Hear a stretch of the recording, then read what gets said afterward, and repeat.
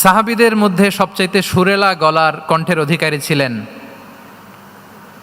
আবু মুসা আল-আশআরী রাদিয়াল্লাহু তাআলা আনহু। তো রাসূল সাল্লাল্লাহু আলাইহি ওয়াসাল্লাম একবার রাত্রিবেলা তার বাসার পাশ দিয়ে যাচ্ছিলেন, দীর্ঘ সময় ওনার কণ্ঠের তেলাওয়াত শুনলেন। পরের দিন সকালে বললেন যে, আবু মুসা, তুমি তো চমৎকার গলায় তেলাওয়াত করো। আবু মুসা বলে, ইয়া রাসূলুল্লাহ, আমি তো কোনোদিন আপনার সামনে দাঁড়িয়ে তেলাওয়াত করি না, আপনি কি করে জানলেন?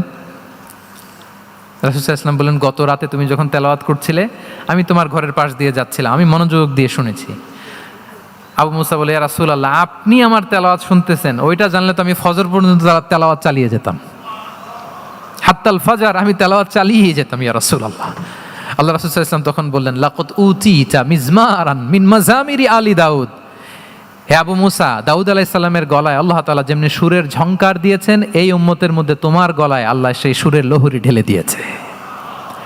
বলেন, এই অ্যাপ্রিসিয়েশন যখন রাসূলের মুখ থেকে পাইলো কেমন লাগবে ওনার?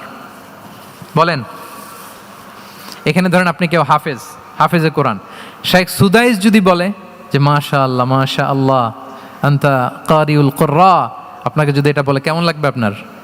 হ্যাঁ, সারা দুনিয়া তো এটা বলে বেড়াবেন যে শেখ সুদাইস আমার রেসিটেশনের প্রশংসা করেছে, খাবার ইমাম আমার প্রশংসা অ্যাপ্রিসিয়েট করেছে।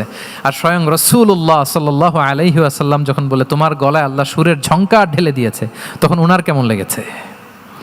এজন্য আপনার ছেলে মেয়ে, স্ত্রী, বন্ধু, আপনার সার্কেলের কেউ কোনো ভালো কাজ করলে কৃপণতা করবেন না, অ্যাপ্রিসিয়েট করুন। রাসূল সাল্লাল্লাহু আলাইহি ওয়াসাল্লাম অ্যাপ্রিসিয়েশন আমাদেরকে শিখিয়েছেন।